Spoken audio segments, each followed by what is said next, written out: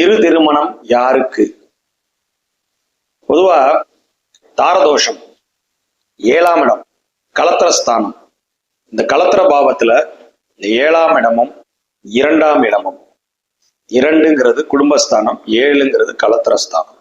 லக்னத்துக்கு 7ஆம் இடமும் 2ஆம் இடமும் வலுவிழந்து உங்களுடைய 3ஆம் அதிபதி மற்றும் 11ஆம் அதிபதி, 3ஆம் இடம் 11ஆம் இடம், 7ஆம் இடம் 2ஆம் இடம், இந்த இடம் கெட்டு, அதாவது வலு குறைந்து கடுமையான பாவக்கோள்களால பாதிக்கப்பட்டு, சனி செவ்வாய் ராகு கேது இவங்களால பாதிக்கப்பட்டு அந்த இடம் டேமேஜ் ஆகியிருக்கு. 7-2 டேமேஜ் ஆயிருக்கு, 3-11 வலுத்திருக்கு அப்படின்னா நிச்சயமா இருதார அமைப்பு உண்டாகும்.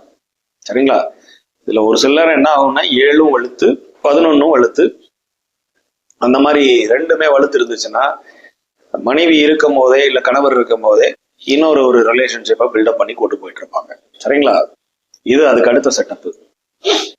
சப்போஸ் 7ஆம் இடமும் கெட்டு 2ஆம் இடமும் கெட்டு 11ம் வலுவில்லை அப்படிங்கும் போது 3-11 இந்த 2 எல்லாமே கெட்டு போயிடுச்சு, இந்த 4 பாவமுமே கெட்டு போயிடுச்சு அப்படின்னா திருமணம் இல்லாத ஒரு ஜாதகமா இருக்கிற மாதிரி ஆயிரும்.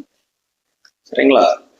ஸோ 11ங்கிறது 2ஆம் திருமணத்தை குறிக்கக்கூடிய இடம், 7ங்கிறது கலத்திர பாவம், 3ங்கிறது உங்கள் தைரிய வீரிய ஸ்தானம். நீங்க எவ்வளவு வீரியமா தாம்பத்திய உறவில் இருக்கிறீங்கிற பாவத்தை குறிக்கக்கூடிய இடம் அது.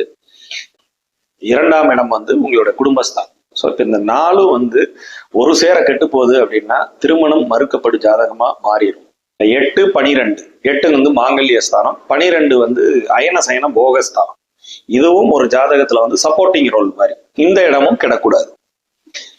ஸோ இந்த மாதிரி இதுல 7-2 ராசிக்கு லக்னத்துக்கு 2-7 வலு குறைந்து 3-11 வலுத்திருக்கு அப்படின்னா நிச்சயமா உங்களுக்கு இருதார அமைப்பு இருக்கும். எது எப்படியோ 7 வலு குறைந்தால் இல்ல டேமேஜ் ஆனால், 7ஆம் இடத்துல பாவக்கோள்களால சூழப்பட்டாலோ 2ஆம் இடமும் அதே மாதிரிதான். இப்படி இருந்துச்சுன்னா நிச்சயமா இருதார அமைப்புக்கு உண்டான வாய்ப்புகளை கொடுத்து விடும்.